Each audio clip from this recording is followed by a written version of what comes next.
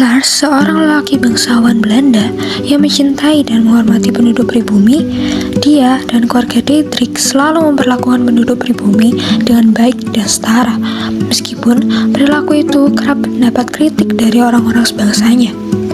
Lars lalu bertemu dengan Rumi, seorang perampok wanita, dan mereka berdua pun jatuh cinta. Namun, rasa cinta keduanya terbentur dengan perbedaan kebangsaan dan juga status sosial. Ditambah lagi, Lars sudah dijodohkan dengan Anne, anak salah satu rekan bisnis ayahnya.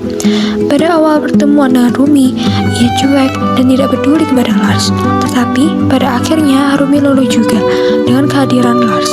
Rumi dibawa Lars ke kediaman Dietrich sebagai pelayan pribadi Anemi, calon istrinya dari perjodohan. Rumi mengajarkan banyak hal yang belum Lars tahu, mulai dari menceritakan tentang wayang dan sebagainya. Lars memiliki ketertarikan pada hal itu. Ia begitu menyukai Hindia Belanda, tetapi tinggal di sana sebagai status penjajah membuatnya merasa terbebani.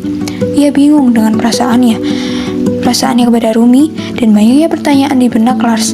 Bolehkah ia mencintai Rumi yang bukan dari kalangannya, di saat ia sudah dijodohkan dengan Anemi yang merupakan gadis dari kalangannya? Di tengah masalah perasaannya itu, Lars harus dihadapkan dengan pemberontakan dari pribumi. Keadaan Lars menjadi sangat runyam dan tidak karuan saat papa dan adiknya diculik serta menghilang tanpa kabar. Terlebih saat ia mengetahui jika ada pengkhianat di antara mereka. Sungguh, hal itu menjadi pukulan besar yang menghantam Lars. Akankah Lars mampu menahan pemberontakan oleh kaum pribumi? Mampukah ia membawa adiknya dan papanya kembali dalam keadaan selamat? Lalu, bagaimana dengan Rumi dan Anemi yang harus mendapatkan kepastian dari Lars? Dan siapakah pengkhianat di antara mereka?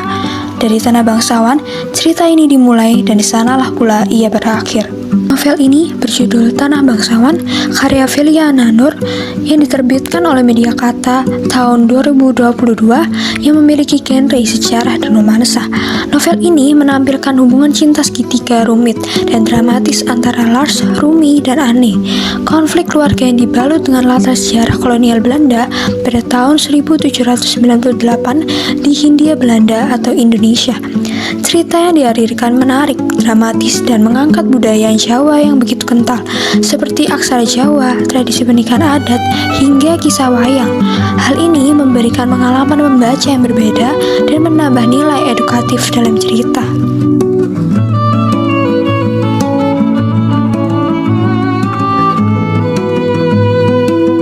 Tokoh-tokoh dalam novel digambarkan kuat, memiliki emosi yang hidup, serta hubungan antar karakter yang kompleks dan menyentuh.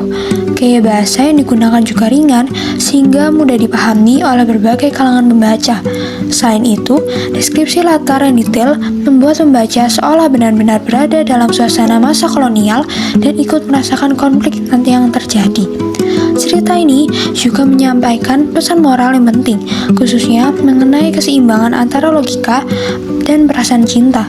Dalam novel ini mengingatkan bahwa mencintai tidak hanya melibatkan rasa, tetapi mempertimbangkan dengan matang agar cinta tidak berujung luka dan kehancuran. Kekurangan dalam novel ini, meski menarik, novel ini mungkin kurang sesuai bagi pembaca yang tidak menyukai genre sejarah atau romansa. Beberapa bagian cerita terasa cukup panjang dan padat, sehingga membutuhkan fokus lebih ketika membaca.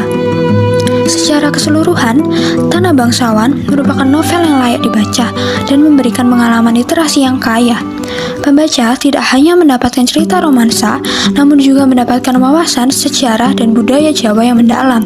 Saya sangat merekomendasikan novel ini, terutama bagi pencinta sejarah, budaya, dan kisah cinta yang penuh makna. Semoga karya seperti ini semakin banyak diterbitkan, sehingga dapat memberkahi cerita di sastra Indonesia.